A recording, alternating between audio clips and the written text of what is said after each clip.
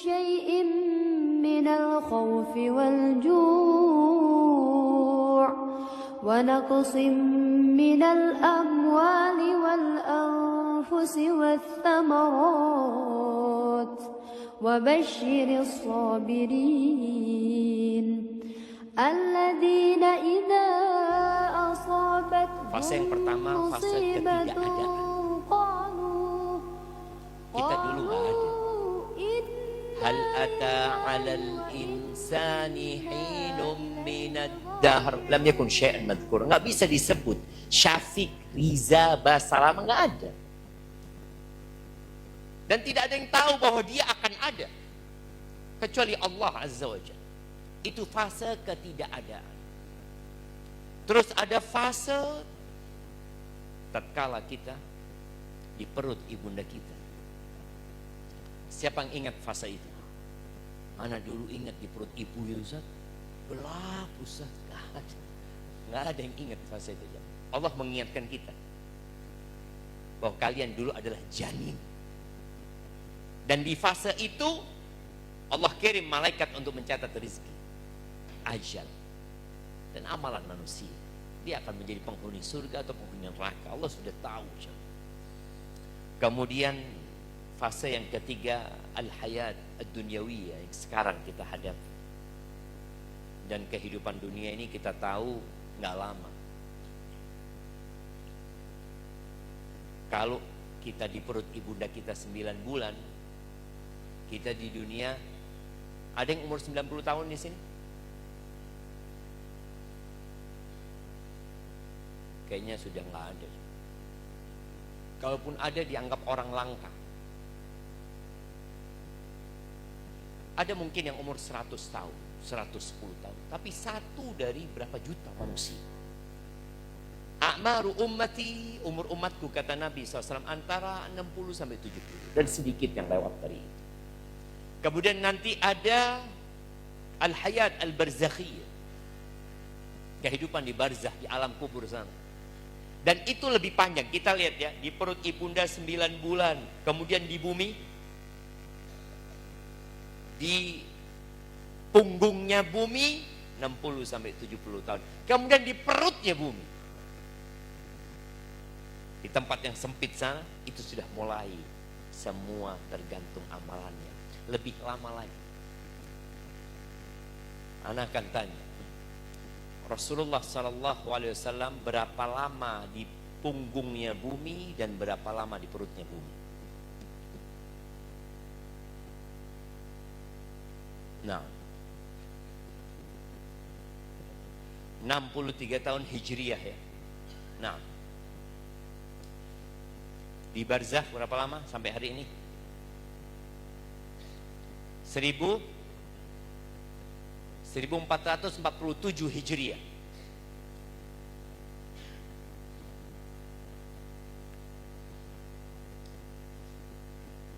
Itu Hijriah dari hijrah, bukan dari matinya Rasul SAW.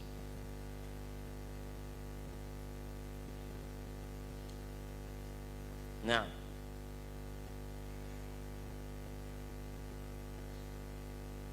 seribu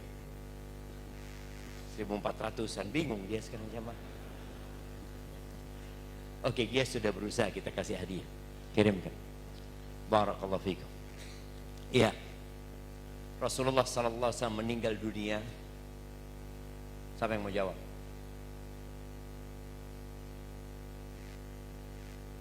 Meninggal dunia. Kapan meninggalnya Rasulullah SAW? Hari Senin. Tanggal berapa? Tanggal 12 Rabiul Awal. Tahun berapa?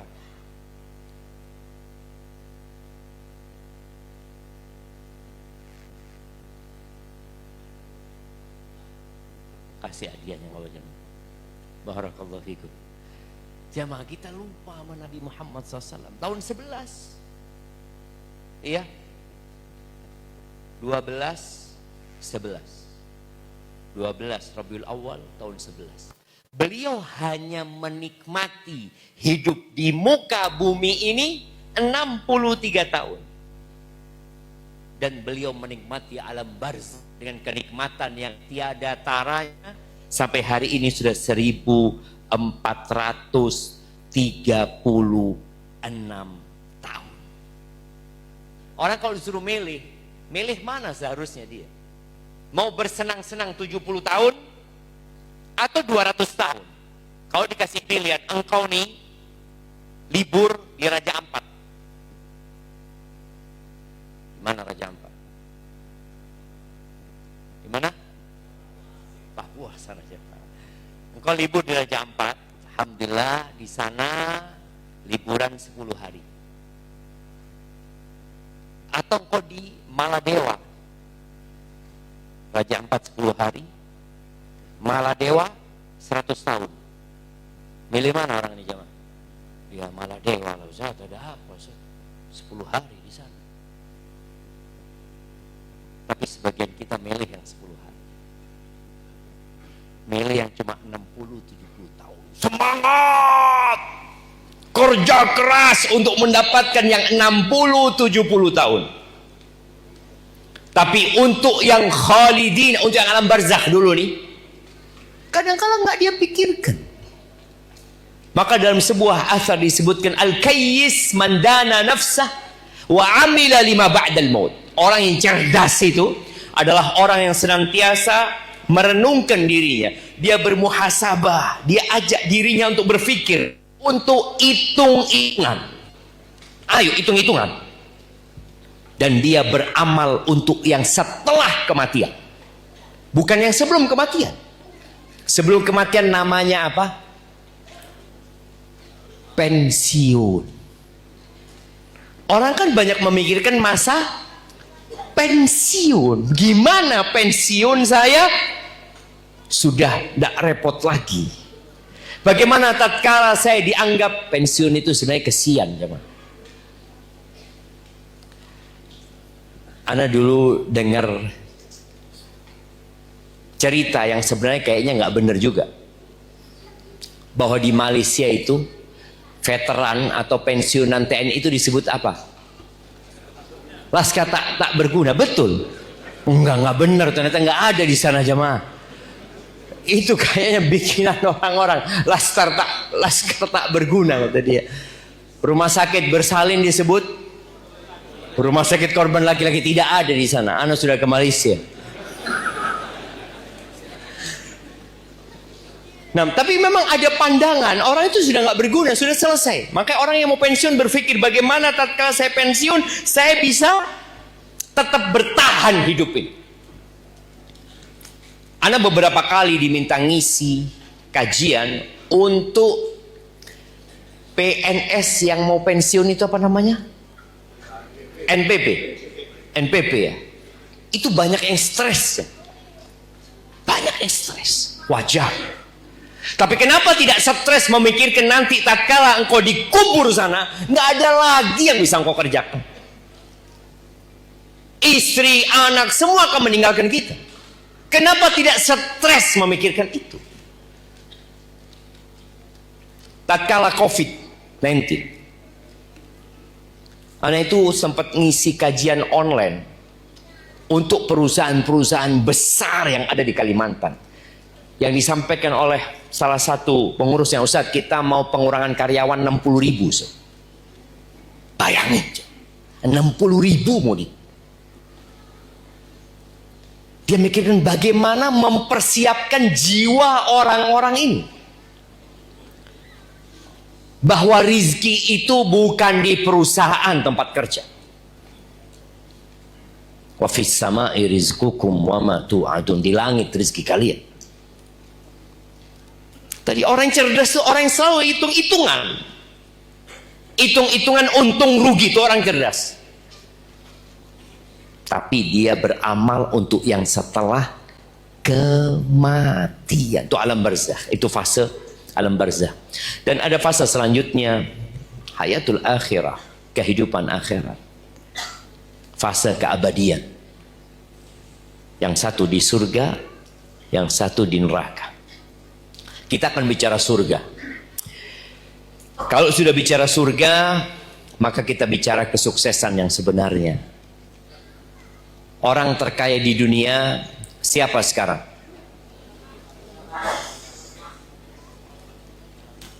Masih Elon Musk. Bukan Warren siapa? Siapa? Warren Buffett. Bukan dia sekarang sudah. Udah turun dia kan. Dia kalah sama Elon Musk. Nanti tahu-tahu kalah lagi sama fulan ya. Tahu-tahu terakhir mereka bersaing dalam kain, tahu-tahu satu mati. Selesai sudah, ganti, lanjut untuk yang selanjutnya. Di surat Ali Imran ayat 185. Allah berbincang tentang kesuksesan yang sebenarnya. Kullu nafsin dha'iqatul maut, kata Allah. Semua yang bernyawa pasti merasakan kematian. Itu sebuah keniscayaan. Elon Musk berpikir untuk membuat pemukiman di Mars. Mungkin di sana dia bisa hidup tenang dan nyaman. Padahal semua akan merasakan kematian. Kemanapun kalian pergi. Wa in kuntum fi burujin musyayyada. Walaupun kalian berada di benteng-benteng yang didirikan, buruj itu benteng, tapi buruj itu bisa jadi artinya wassama'i dzatil buruj, bintang-bintang jemaah. Kalian mau kemanapun pergi bakal mati kalian. Lalu kata Allah, wa innama tuwaffawna ujurakum yaumal qiyamah. Kalian akan dikasih balasan atas apa yang kalian perbuat itu hari kiamat, bukan sekarang. Bukan di dunia jamaah.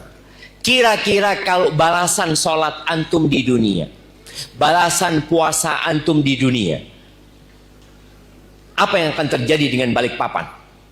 Kalau antum setiap sholat dapat motor, keren nggak? Sholat dapat motor, ya zen Ustaz. Terus buat apa? Sholat duhur dapat motor 1, asar dapat 1, maghrib 1. Antum sepekan sholat dapat berapa motor? 35. Terus buat apa? Mau buat apa antumnya? Ya kalau motor memang agak susah, parkirannya mau diparkir di mana? Jual, mau dijual ke siapa? Semua orang punya motor. Sekarang mau dijual ke siapa sama antum? Kalau balasan itu diberikan dunia, ya itu kan kalau motor, kalau fulus kan enggak usah. Taib. Coba kita pikirkan, kenapa Allah tidak jadikan balasan di dunia? Kalau setiap kali antum sholat dapat 100.000. Subuh 100.000, alhamdulillah, assalamualaikum. Imamnya 500.000 ya. Lebih banyak imamnya. Terus zuhur, asar, maghrib. Nah, maghrib sudah dapat berapa antum? 400.000 nih. Nunggu isya ya. Ya Allah, kapan isya ini dapat 100.000 lagi nih kita. Isya akhirnya jadi 500.000. Buat apa antum? Nah, buat nikah lagi. Masya Allah. Yang satu mau buat beli makan. Siapa yang jualan di sana? Siapa? Gak bakal ada manusia yang jualan. Antum ke SPBU, kira-kira ada nggak yang ngisi mobil antum? Datang, mana? Kata dia, 1 liter 100.000 nggak apa-apa. Apa kata dia? 100.000. Sholat selesai. Ada apa capek-capek kerja? Sholat 100.000, belum puasa. Puasa dapat 1 juta anggap. Puasa sunnah 500 nggak apa-apa. Tutup, artinya roda dunia itu akan berhenti ketika balasan diberikan di dunia. Maka kata Allah, wa innama tuwaffawna ujurakum yaumal qiyamah. Di hari kiamat nggak ada kerja. Nggak ada kerja lagi, yang ada kesenangan di sana, kenikmatan. Kerjanya di sini. Maka kalau antum sholat, antum berharap balasan di dunia, ya Allah ya, ana ini udah sholat ya Allah, tapi fulus masih susah. Nabi Muhammad alaihi salatu wasallam dilemparin batu alaihi salatu wasallam. Beliau hijrah sembunyi di gua Thur. Seringkali beliau tidak makan. Bahkan asyaddun nasi balaan al-anbiya. Yang paling berat cobaan itu para nabi. Maka jangan berpikir kita cari balasan dari sholat kita, kajian kita di dunia. Salah, dunia akan ditinggalkan. Buat apa kalau kita diberi balasan di dunia kemudian kita tinggalkan? Maka Allah tegaskan yaumal qiyamah, faman zuhziha 'anil nar wa udkhilal jannah faqad faz. Barang siapa yang dijauhkan dari api neraka dan dimasukkan ke surga, ini orang yang sukses yang sebenarnya. Dunia wa mal hayatud dunya illa mata'ul ghurur. Kehidupan dunia itu hanya kesenangan yang menipu. Yang sekarang ganteng, mana yang merasa paling ganteng di sini? Angkat tangan, kasih hadiah. Ya, merasa paling kaya, paling gagah. Bentar lagi engkau sakit. Dari tadi memang kedap-kedip lampunya, memang di setel kayak gitu sama panitia. Masya Allah. Supaya lebih keren kajiannya mungkin sama Indopati hidup. Tadi orang yang gagah, nggak lama engkau akan menjadi tidak gagah lagi. Yang cantik emak-emak, nih emak-emak ribut dengan yang namanya skincare. Tatkala dia melihat keriput di matanya, kita ngeliat ada kantong, bingung bagaimana? Ya, nggak apa-apa lah engkau untuk menyenangkan suamimu. Tapi itulah kehidupan dunia. Engkau akan menua. Bicara kehidupan dunia yang hanya kesenangan yang menipu. Suatu hari Rasul sallallahu alaihi wasallam dalam hadis yang diriwayatkan Al-Hakim dalam Mustadraknya, Nabi itu berkunjung ke rumahnya orang Badui, kemudian beliau dikasih jamuan sama orang Badui. Dan beliau kalau ada orang berbuat baik kepada beliau alaihi salatu wassalam, beliau selalu membalasnya. Dan beliau mengajarkan kita seperti itu, man sana'a ilaikum ma'rufan fakafi'u. Yang berbuat baik kepada kalian, balaslah kebaikan dia gitu. Kalau kalian nggak dapat apa-apa, nggak punya apa-apa, ya katakan jazakumullahu khair. Akhirnya Nabi berkata kepada alaihi salatu wasallam kepada Badui ini, engkau kalau datang ke Madinah mampir ke tempatku, kata Nabi SAW. Boleh jadi Nabi mau kasih balasan sallallahu alaihi wasallam. Akhirnya suatu hari orang ini datang ke kota Madinah, menjumpai Rasul sallallahu alaihi wasallam, ada para sahabatnya. Lalu Nabi berkata alaihi salatu wasallam kepada orang Badui ini, sal, engkau mau minta apa? Karena itu di rumah Nabi sallallahu alaihi wasallam. Mikirlah Badui ini jemaah, yang mengatakan naqah arkabuha, aku minta onta betina yang bisa dikendarai. Jadi tidak semua onta itu bisa dikendarai. Bahkan Nabi alaihi salatu wasallam mengatakan an-nas ka ibil mi'ah la takadu tajid fiha rahila. Manusia itu seperti 100 ekor onta. Kadangkala dari 100 ekor onta itu belum tentu ada satu yang bisa ditunggangi. Ini orang minta onta yang bisa ditunggangi, onta betina. Wa a'nuzun yahlibuha ahli, dan aku minta beberapa ekor kambing yang bisa diperah susunya sama keluargaku. Kira-kira permintaannya banyak apa sedikit coba? Kalau antum datang ke rumah teman antum ngomong, Ustaz, fadol Ustaz, atau ana, Ustaz, fadol Ustaz, mau minta apa Ustaz? Di situ ada Alphard, ana mau Alphard ini nggak apa? Sama motor lah 3 gitu. Banyak apa dikit? Mungkin seorang berpikir banyak. Dan orang ini mungkin berpikir banyak. Mungkin para sahabat juga mengatakan, oh ini kok keterlaluan mintanya. Dikasih hati, apa istilahnya? Dikasih hati, minta jantung. Masya Allah. Akhirnya Nabi alaihissalatu wasallam mengatakan kepada para sahabat, ayajizu ahadukum an yakuna mithla ajuzi bani Israel. Apa kalian nggak bisa menjadi seperti wanita tua renta dari kalangan Bani Israel? Maka tanya, apa ceritanya ya Rasulullah? Nih, ketika Nabi Musa alaihissalam hendak meninggalkan Mesir bersama Bani Israel, Tahu-tahu tersesat, nggak bisa meninggalkan Mesir. Jalan pelarian itu nggak ketemu. Maka Nabi Musa alaihissalam bertanya, "Mahada, kenapa kok nggak bisa ini?"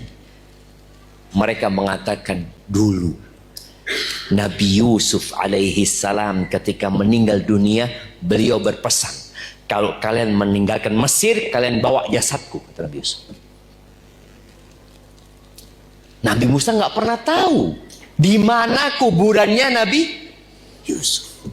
Waman yadri qabra Yusuf. Siapa yang tahu kuburan Nabi Yusuf? Kata mereka nggak ada. Kecuali satu perempuan sudah tua renta. Dan dia nggak pernah mau ngasih tahu orang. Oh, panggil dia, kata Nabi Musa. Datang jemaah. Sudah tua dia ya. Nabi Musa mengatakan kepada wanita ini alaihi salam, "Dullini ala qabri Yusuf." Tunjukkan kepada aku di mana kuburannya Nabi Yusuf.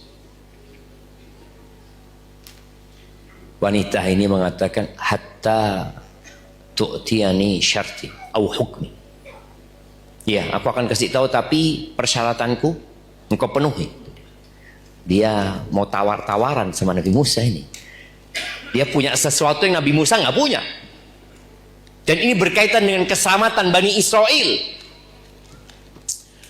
Maka kata Nabi, "Wa ma hukmuki?" Apa ketentuan?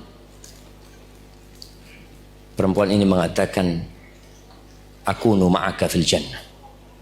Aku bersamamu di surga. Bayangin jemaah. Dia tidak berpikir untuk menjadi muda kembali.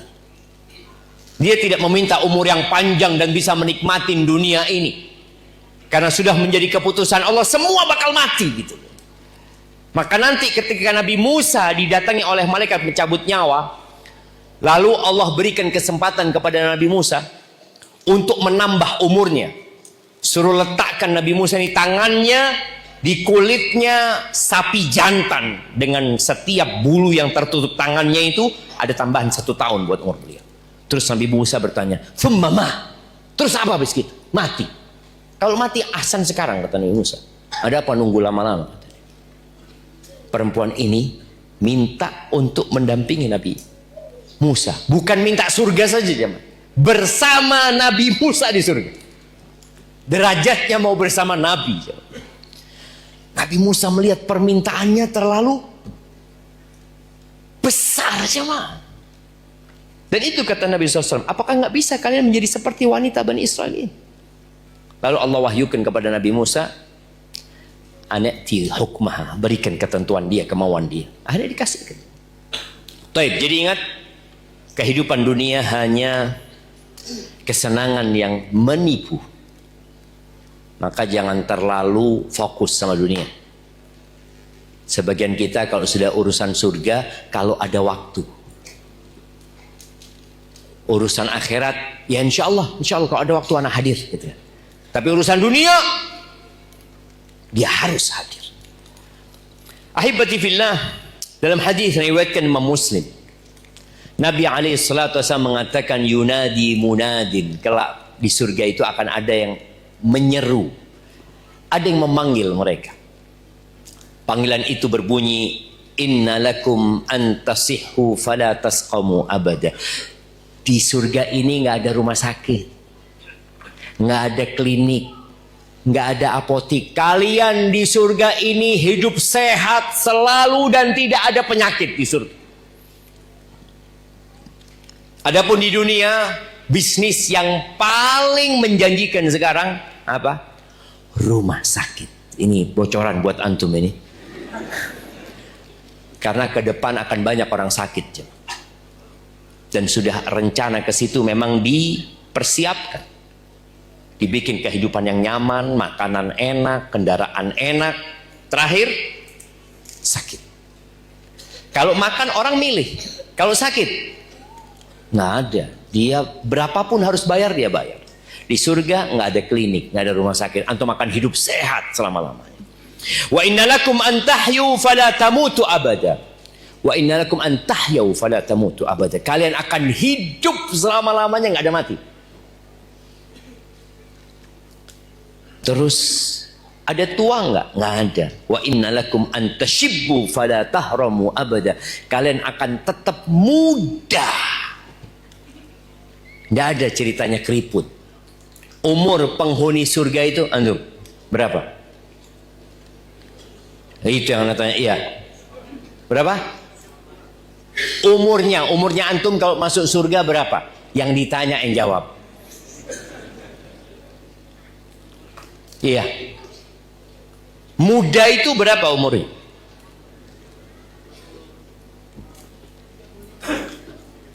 Tiga, Masya Allah, kasihkan hadiahnya yang mana? Umur tiga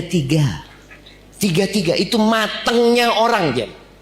Dan nggak ada pindah tahun depan 34, tahun depan 35, nggak ada. Dan di surga tidak ada tidur.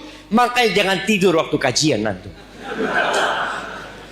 Kalau ingin nggak tidur, jangan tidur. Soalnya kadang kala khusyuk ya. Itu tiang hanya boleh buat yang tua. Karena di dunia ada tua. Kalau di akhirat tidak ada tua. Wa anna lakum an tan'amu fala tab'asu abada. Kalian nikmat hidupnya selama-lamanya di sana. Baik, ahibati fillah, bagaimana agar kita bisa masuk surga? Jalannya itu seperti apa, Ustaz? Orang mau jadi dokter jelas, nggak mungkin dia kuliah penerbangan jadi dokter. Ada orang di kuliah penerbangan, cita-citanya apa? Jadi dokter insya Allah. Apa kata orang? Apa sakit orang ini ya? Kok kuliah di penerbangan, cita-citanya jadi dokter? Begitu pula ada yang kuliah ke neraka tapi cita-citanya masuk surga. Insya Allah anak mau masuk surga. Lu antum sekarang jalan ke neraka, ya nantilah taubat lah insya Allah. Ahibati billah, jalan menuju ke surga itu tidak enak. Mendaki dan terjang selalu ya. Yang namanya jalan ke puncak itu ada nyamannya, setelah itu nggak nyaman. Siapa yang pernah daki gunung? Semakin tinggi, mana yang daki gunung? Nah, antum pernah daki gunung? Gunung apa? Gunung Rinjani. Enak jalannya, berat. Dapat apa di atas? Nggak dapat apa-apa kan? Tapi tetap antum naik kan? Anak kasih kitab lah buat antum. Sampai atas, anak mau melihat sunrise. Tiap hari kita ngelihat sunrise. Ada apa naik ke gunung? Tapi mereka punya kesenangan. Dia mencari kesenangan sesaat. Yang terkadang ada yang mati dalam perjalanan, ada yang sakit dalam perjalanan, tapi dia lakukan jemaah karena dia ingin sampai ke puncak sana. Bagaimana kalau puncaknya itu surga? Seperti apa antum harus berjalan? Orang-orang yang mau ke puncak melihat sunrise itu kadangkala jalannya sepertiga malam akhir, gelap-gelap jemaah. Orang yang mau ke surga juga sepertiga malam akhir harus bangun. Allah ketika menyebutkan penghuni surga itu, kanu qalilan minal laili ma yahja'un. Mereka tuh kalau malam tidurnya sedikit. Wabil ashari hum yastaghfirun. Di waktu sahur mau subuh istighfar, minta ampun sama Allah Azza wa Jalla. Bukan bangga dengan sholat malamnya, bukan ujub dengan apa yang dia lakukan, tapi dia tahu bahwa dirinya penuh dengan kekurangan, maka dia istighfar, minta ampun sama Allah Azza wa Jalla. Pernah ada seorang anak yang tiap malam melihat bapaknya sholat malam sampai kurus bapaknya. Kata sang anak, anaknya anak perempuannya, dia kesian sama ayah, kata dia, kau jangan menyiksa dirimu, kau buat capek dirimu sendiri. Kata sang ayah, rohatahu uri, aku sedang ingin membuat diriku istirahat selama-lamanya. Ajma'atil uqal.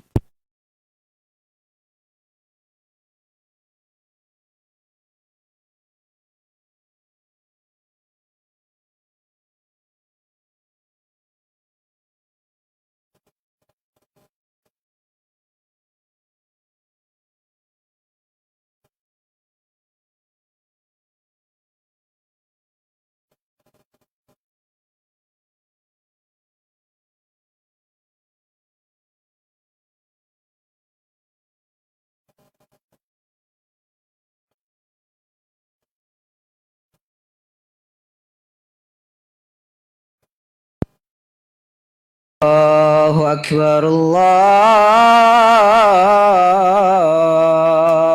أكبر الله أكبر الله أكبر أشهد أن لا إله إلا الله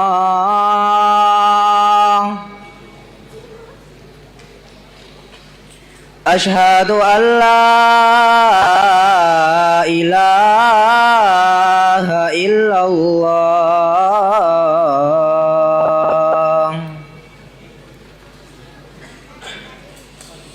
أشهد أن محمدا رسول الله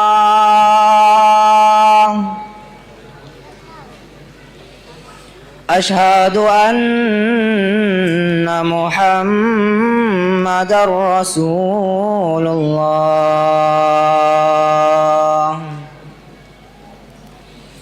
حي على الصلاة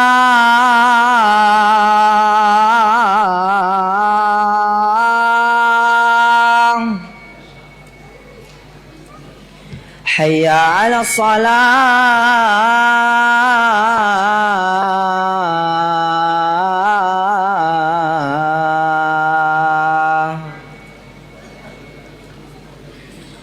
حي على الفلاح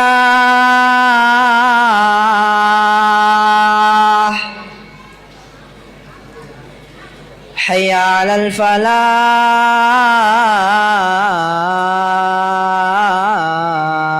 الفلاح الله أكبر الله أكبر لا إله إلا الله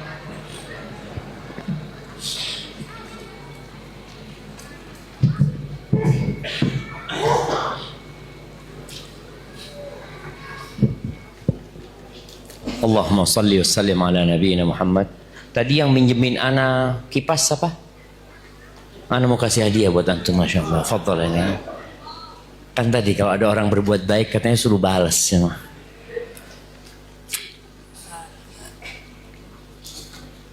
Tadi kita kepanasan. Padahal kita masih bisa bernafas. Kita masih di dunia. Bagaimana tatkala kita diletakkan di ruang yang sempit, kemudian ditinggal oleh keluarga kita. Maka jemaah berbincang tentang surga. Syarat utama surga itu iman. Tadi sempat sebelum mati, sebelum padam listriknya, Anda sampaikan bahwa semua orang yang berakal sehat bersepakat bahwa kenikmatan tidak dapat diraih dengan kenikmatan. Nggak bisa.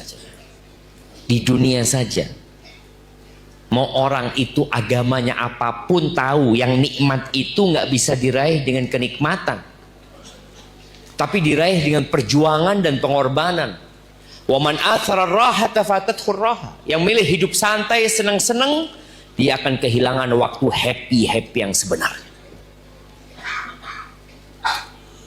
Dan surga itu dikelilingi dengan segala hal yang dibenci oleh jiwa kita. Sedangkan neraka nafsu kita di jalan menuju ke neraka.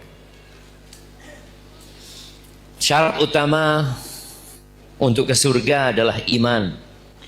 Di surat Al-Maidah ayat 72 Allah mengatakan innahu man yusyrik billah faqad harramallahu alaihi al-jannah.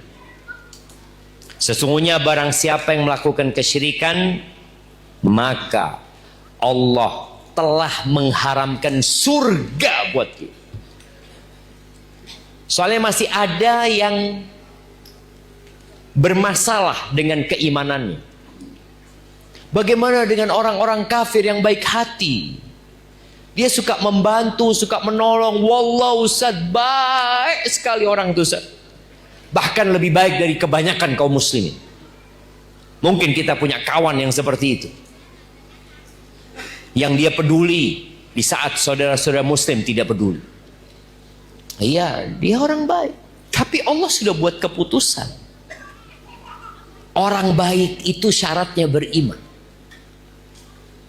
Allah mengatakan innalladzina kafaru min ahlil kitabi wal musyrikina fi nari jahannam khalidina fiha ulaika hum syarrul bariyah.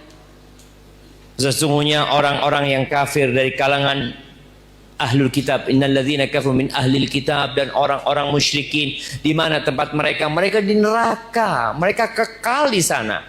Mereka seburuk-buruknya manusia. Kezaliman yang paling nyata itu syirik.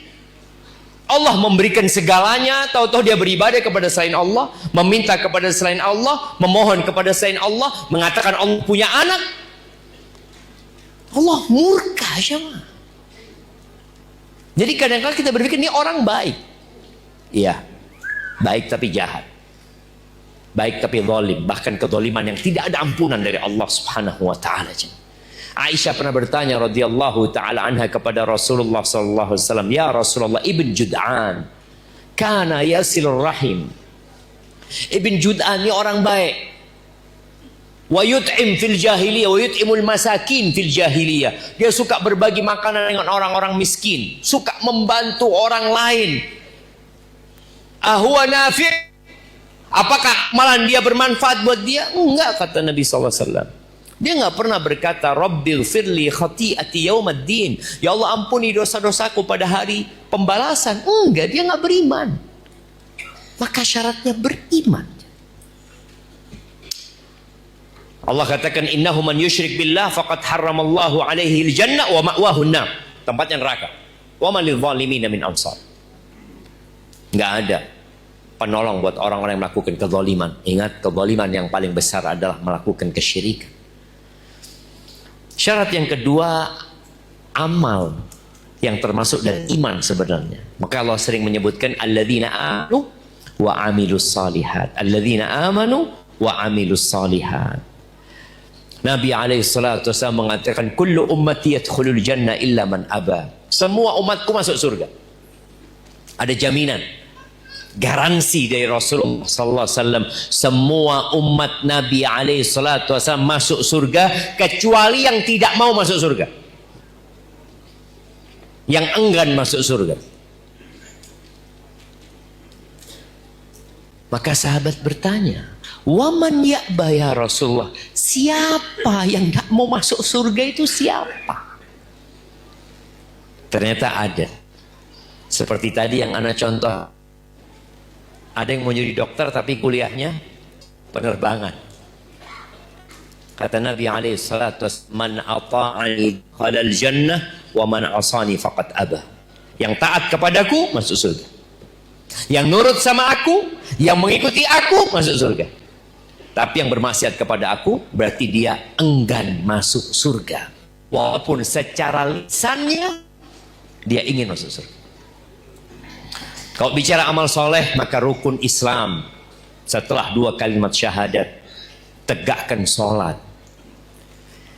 Kelak hisab hari kiamat itu dimulai dengan sholat. Yang sholatnya benar, insya Allah lainnya benar. Ada di bulan Ramadan orang-orang pada puasa tapi nggak sholat. Masya Allah Ustaz. Ini orang puasa, buka bersama, sahur bersama, sholat enggak. Alhamdulillah masih puasa. Alhamdulillah dia masih puasa. Tapi boleh jadi puasanya bukan karena Allah. Boleh jadi. Yang pertama dihisap sholat. Kalau sholatnya benar, yang lainnya benar. Kalau sholatnya nggak benar, ya berarti ada masalah dengan sedekahnya, ada masalah dengan puasanya, ada masalah dengan umrohnya, hajinya. Nanti akan ada hisab. Tapi yang jelas, sholat yang 5 waktu, puasa di bulan Ramadan. Nih emak-emak yang utang tolong dilunasin di bulan Sya'ban. Yang sudah lunas utangnya tolong perbanyak puasa sunnah. Karena itu tambahan derajat di surga Allah Azza wa Jalla. Kemudian lu tunaikan zakat dan haji bagi yang mampu. Di antara amal soleh jemaah yang perlu dijaga oleh seorang hamba adalah menahan emosi. Pernah datang seorang kepada Nabi SAW dalam hadis Abu Darda ya. Orang ini berkata kepada Nabi SAW, "Dullani ala amalin yudkhilunil jannah." Tunjukkan kepada aku amalan yang memasukkan aku ke surga. Kata Nabi SAW, "La taghdab walakal jannah." Engkau jangan marah, engkau masuk surga. Subhanallah. Seakan-akan ringan. Tapi ternyata kita harus berjuang melawan emosi kita. Di surat Ali Imran di ayat 133 sampai 136 Allah mengatakan wasari'u ila maghfiratin min rabbikum wa jannatin 'arduha as-samawati wal ard. Kalian bersegeralah menuju kepada ampunan dari Tuhan kalian dan surga yang luasnya seluas langit dan bumi. Wah, jemaah. Planet-planet yang kita lihat akan jadi bagian surga, jemaah. Jumlahnya miliaran akan jadi bagian surga. Sekarang tidak ada kehidupan di sana. Sekarang hanya menjadi perhiasan buat langit dunia, bintang-bintang yang menerangi. Tapi ternyata surga itu arduhas samawat. Langit-langit jadi bagian surga. Dan bumi jadi bagian surga. Uiddat lil muttaqin. Surga itu disediakan buat orang-orang yang bertakwa. Oleh karena itu kenapa di antara syarat sahnya khutbah Jumat itu mewasiatkan kepada takwa. Karena memang takwa ini jalan ke surga. Siapa orang yang bertakwa? Alladzina yunfiquna fis sarra wad dharra. Orang bertakwa itu orang yang suka berinfak dalam kondisi suka dan duka, dalam kondisi lapang dan sempit. Kalau antum bakhil, sepertinya tiket masuk surga antum bermasalah. Kalau antum bakhil, karena penghuni surga itu suka berinfak. Kemudian wal kadhimin al ghaid. Penghuni surga itu orang yang suka menahan emosinya. Kalau antum suka marah meledak-meledak, maka boleh jadi antum nggak masuk surga. Yang ketiga, wal afina 'anil nas. Penghuni surga itu suka memaafkan orang lain. Kalau ternyata antum menyimpan dendam sama saudara antum, tidak bertegur sapa, dengki sama saudara antum, boleh jadi memang antum nggak masuk surga. Malam nisfu Sya'ban. Ada banyak hadis yang berkaitan dengan malam nisfu Sya'ban, tapi rata-rata dhaif, bahkan ada yang palsu. Ada satu yang disahihkan oleh sebagian ulama, bahwa di malam nisfu Sya'ban Allah itu memandang kepada hamba-hambanya, lalu mengampuni semua yang ada dari makhluk Allah Azza wa Jalla di muka bumi ini, kecuali 2. Sebutkan 2 yang tidak diampuni.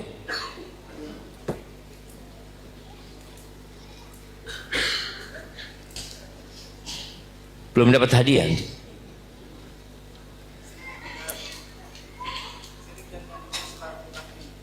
Syirik dan memutus silaturahim. Oke, nggak apa-apa, kita kasih hadiah aja, berikan beliau. Jadi mungkin ada hadis yang mengatakan silaturahim, tapi lebih umum hadis Nabi SAW. Illa musyrik wa musyahin, atau musyahin. Orang musyrik tidak diampuni, dan orang yang menyimpan dendam kepada saudaranya. Orang yang tidak bertegur sapa dengan saudaranya. Biasanya dia tidak mau memaafkan. Jangan sok suci kalau antum mau masuk surga. Abu Bakar saja ketika dia sakit hati dan dendam sama Mistah karena menyebarkan isu Aisyah berzina, dan bersumpah Abu Bakar tidak mau memaafkan Mistah. Allah tegur Abu Bakar dan yang seperti Abu Bakar. Falyafu wal yasfahu. Hendaklah mereka memaafkan dan tidak perlu memberikan hukuman, sudah. Ala tuhibbuna ayyaghfirallahu lakum? Apakah kalian tidak ingin diampuni oleh Allah Azza wa Jalla? Lalu Abu Bakar mengatakan, iya ya Allah, aku ingin diampuni ya Allah. Maka yang punya masalah, ingat, malam nisfu Sya'ban semua diampuni, bulan diangkatnya amalan. Hari Senin dan Kamis itu juga bulan diangkatnya amalan. Kalau ada dua orang yang bertikai, yang mereka akhirnya tidak mau bertegur sapa, dikatakan kepada malaikat yang mencatatnya, anziru li hadain, dua orang ini jangan diangkat dulu amalan, hatta yastoliha, sampai berbaikan dia.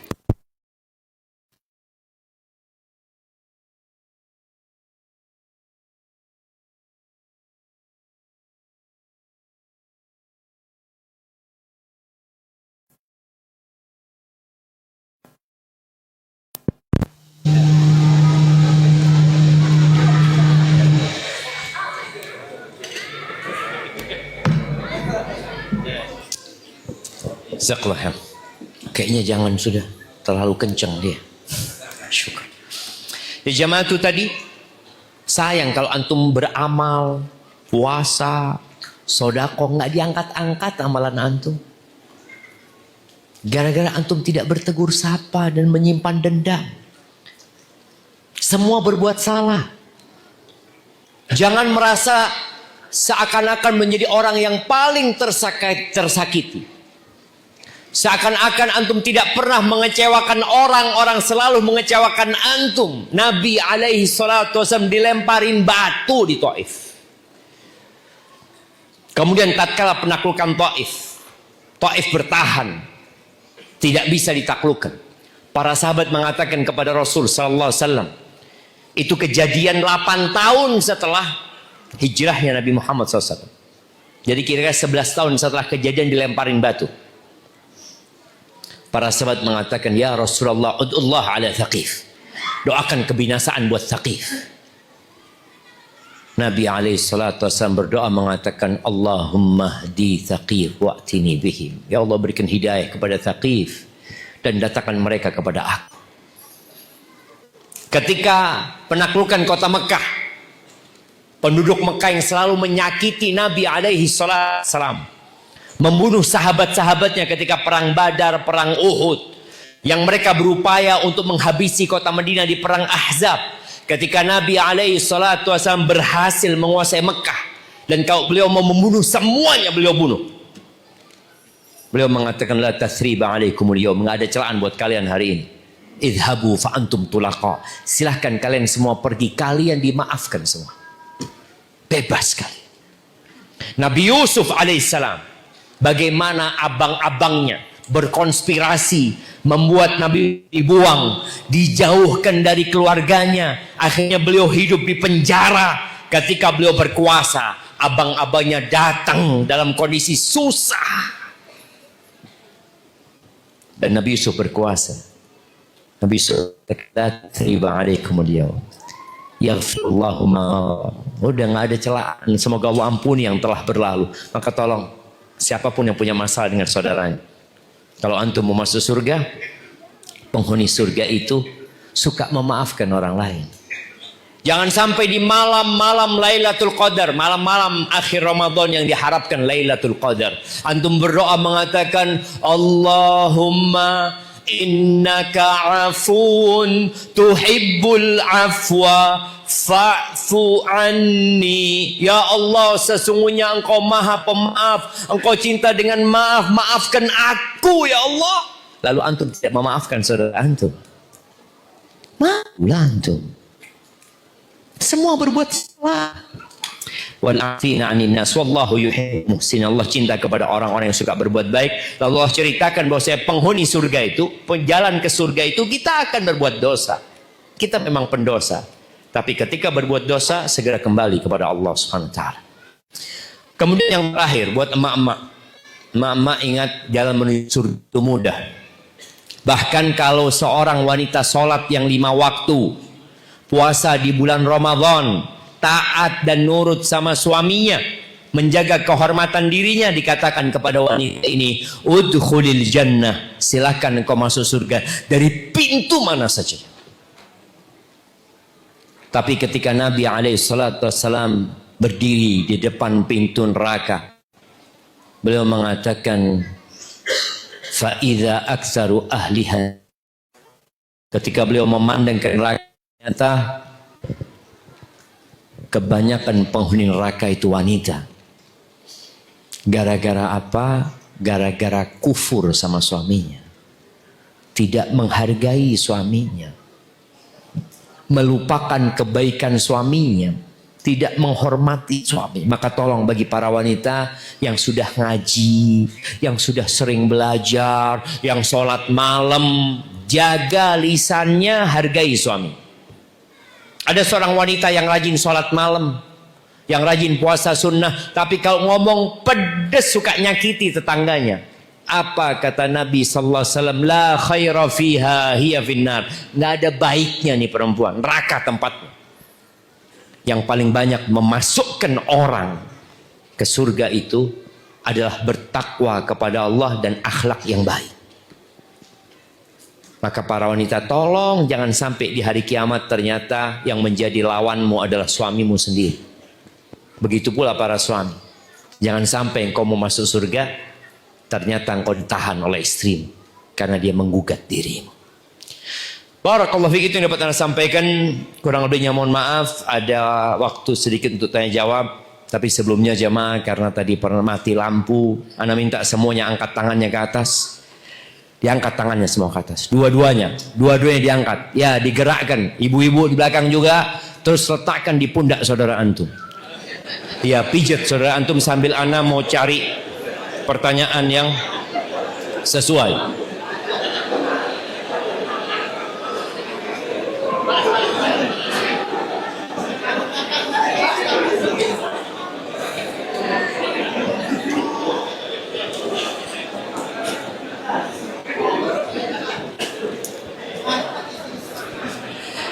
Barakallahu fiik. Cukup sudah jemaah.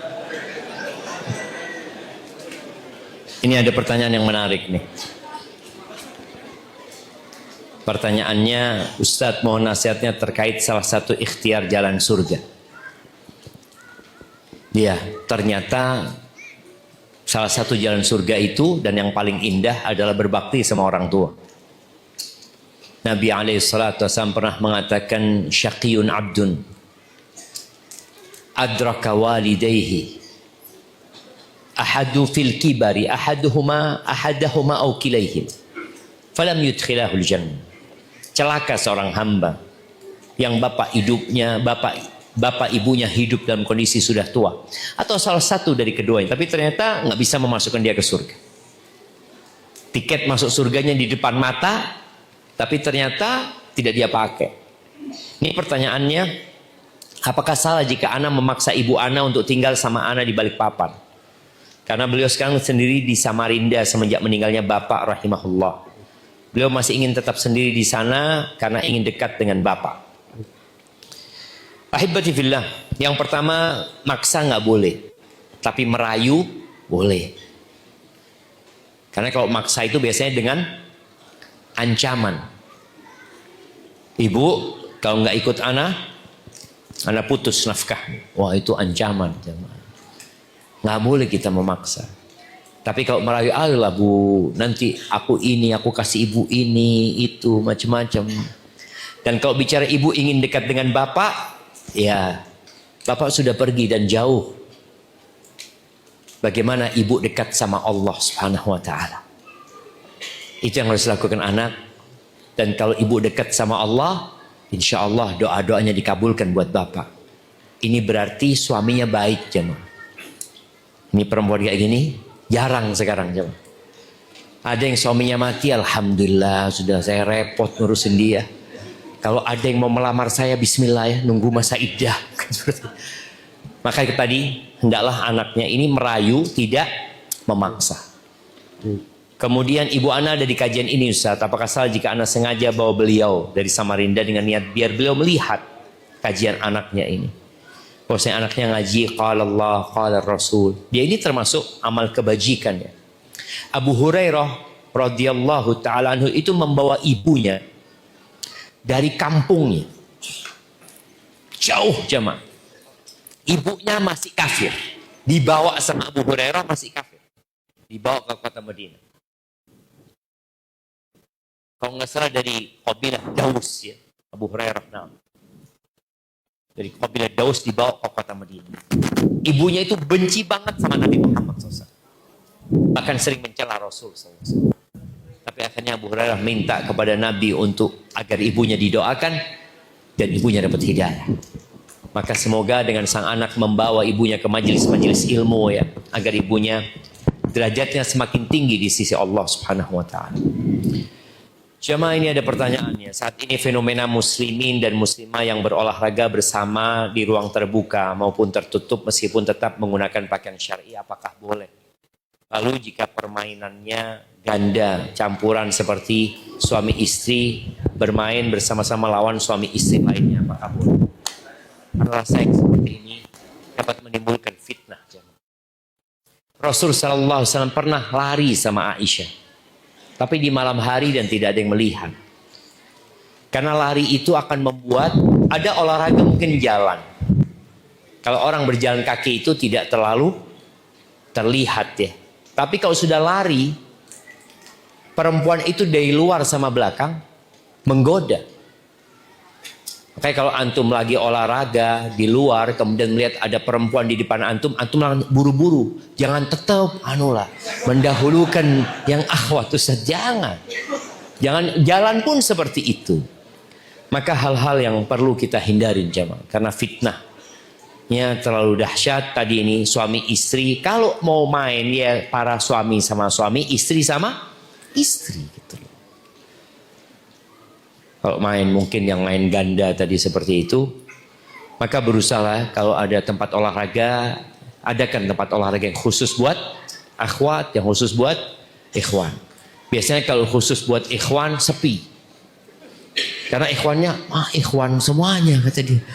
Ini fitnah. Maka anda rasa ada hal-hal yang perlu dihindari jemaah.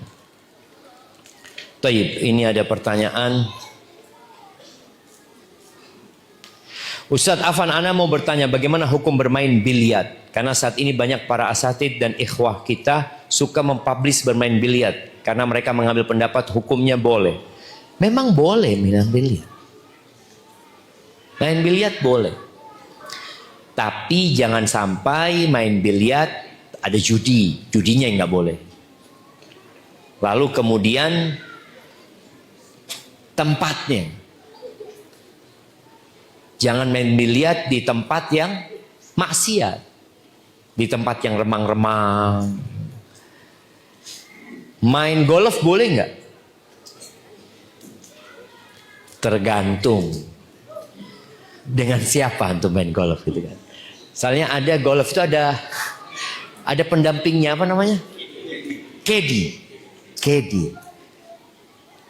Kalau caddy-nya cowok Ustaz, ya tergantung cowoknya yang kayak apa. Karena ada yang nggak benar juga sama. Ada yang nggak benar. Tapi tadi ada hukum olahraga yang asal mulanya mubah, karena hukumnya mubah. Terus ana jadi bingung baca tulisannya jemaah. 5 menit lagi sholat isya. Bagi hadiah. Siapa yang mau bagi hadiah? Iya, jadi ada hal-hal yang boleh, tapi perlu diperhatikan syarat dan ketentuannya. Jangan sampai hal yang mubah mengantarkan kepada yang haram nantinya jemaah. Jemaah kita capek di dunia dengan aturan-aturannya yang membuat kita kalau melihat orang lain, ya Allah enak banget ya kalau nggak ngaji gitu ya, enak Zat. Tapi kalau sudah ngaji haram, semuanya haram. Mana semuanya haram? Nggak semuanya haram. Yang haram itu sedikit. Kalau antum mana kasih duit berangkat ke pasar, cari 10 barang halal. Antum 5 menit balik. Tapi kalau orang kasih duit, cari 10 barang haram. Waduh, di mana cari yang haram? Kesulitan. Cuma yang haram itu biasanya orang suka. Dan Nabi alaihissalam mengatakan, ad-dunya sijnul mu'min. Dunia penjara buat orang beriman. Wa jannatul kafir. Dan surga buat orang-orang kafir.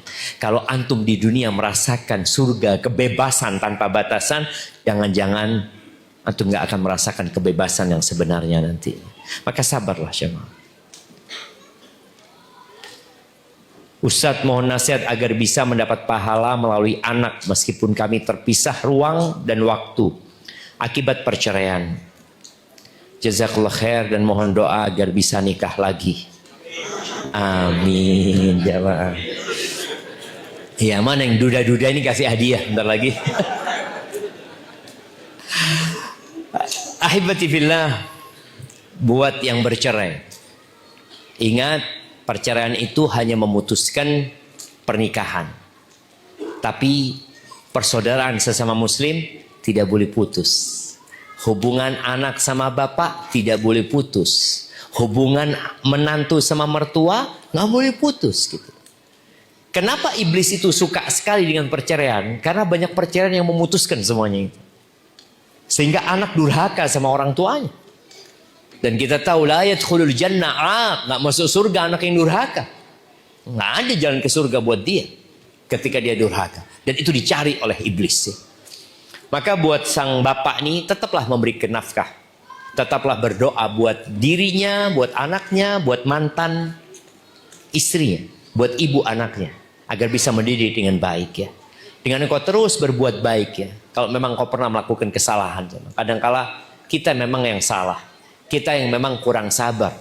Sehingga perceraian itu terjadi. Mungkin itu yang bisa dilakukan. Oke, ini pertanyaan terakhir jemaah.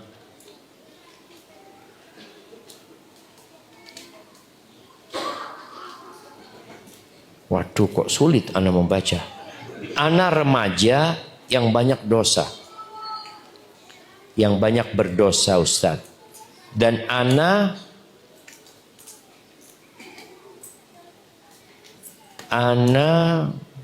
berat sekali meninggalkan.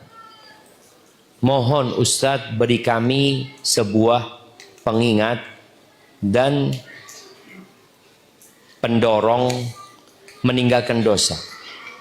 Ahibati fillah. Ketika seorang berbuat dosa itu biasanya dia merasakan kesenangan. Ada hormon yang membuat orang itu senang apa? Dopamin. Dopamin. Tapi kesenangan itu sementara. Maka dia akan mengulangi lagi. Untuk mendapatkan kesenangan itu. Dia ngulangin lagi. Yang dikhawatirkan tatkala dia ngulangin terus, dia nanti akan berbuat dosa bukan untuk kesenangan. Tapi karena kebiasaan. Kebiasaan.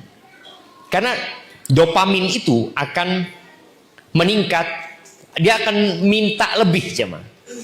Ketika dia berbuat dosa satu, dia dapat tuh dopamin. Tapi lama-kelamaan biasa aja. Maka dia akan melakukan yang lebih. Dosanya, yang lebih, sampai ada orang yang berzina itu karena kebiasaan. Na'udzubillah min dzalik. Terus bagaimana ketika kita kok sulit meninggalkan dosa itu?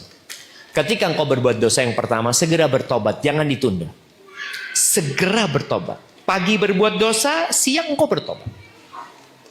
Jangan pernah engkau nurutin setan yang mengatakan nanti dosanya dijamak, tobatnya dijamak, nanti adalah dijamak lah. Engkau kan masih muda, engkau tobat besok berbuat dosa lagi.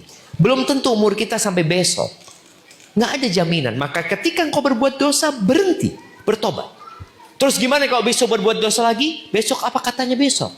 Tapi engkau niat untuk tidak berbuat dosa. Tinggalkan, sesali, niat.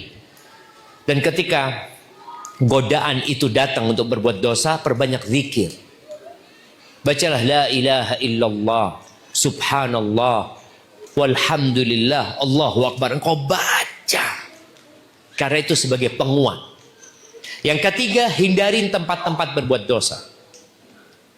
Ketika engkau di ruang yang sendirian, atau engkau berkumpul sama teman-teman, udah pindah, cari ruang terbuka, datang ke masjid, minta sama Allah Subhanahu Wa Taala, beraktivitas dengan aktivitas yang membuat engkau lebih sehat.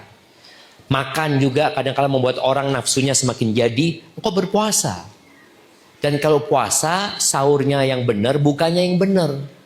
Jangan berbukanya menggantikan semua sarapan, makan siang, makan malam. Akhirnya tetap, karena makan ini berdampak kepada nafsu seseorang juga. Itu yang dapat Anda sampaikan, kurang lebihnya mohon maaf jamaah. Anda mau kasih hadiah buat yang paling jauh lah. Kita lihat siapa yang paling jauh hari ini. Dari mana? Grogot. Ubi main TB. Enggak, yang datang ke sini. Antum kapan datang ke sini? Kemarin. Kalau antum?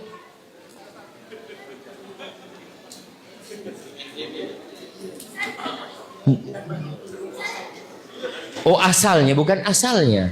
Datangnya kajian, Masya Allah. Ini kasih yang buat dari Grogot. Dari mana ada yang lebih jauh? Batu? Lebih jauh lagi? Masya Allah. Mana ini buat? Oke, ini kasihkan bapaknya. Tapi buat yang paling tua, antum dari mana lagi? Dari Separi. Jauh. Oke, kita kasih hadiah. Nah, berikan kepada dia. Dari Melak. Kapan nyampe sini antum? Ah, mondok mau udah dari sini lah. Allah. Ada yang jauh-jauh jamaah. Nah, yang paling tua. Oke, kita pertanyaan sekarang. Yang paling jauh datang ke sini naik motor. Naik motor datang ke sini. Mana yang naik motor? Naik motor. Di air. Hah? Naik ferry. Oke, kita kan. Naik motor. Kapal kayu. Oh, alhamdulillah, Anda pikir motornya bisa jalan di air antum. Waliullah antum. Kalau naik motornya atas air.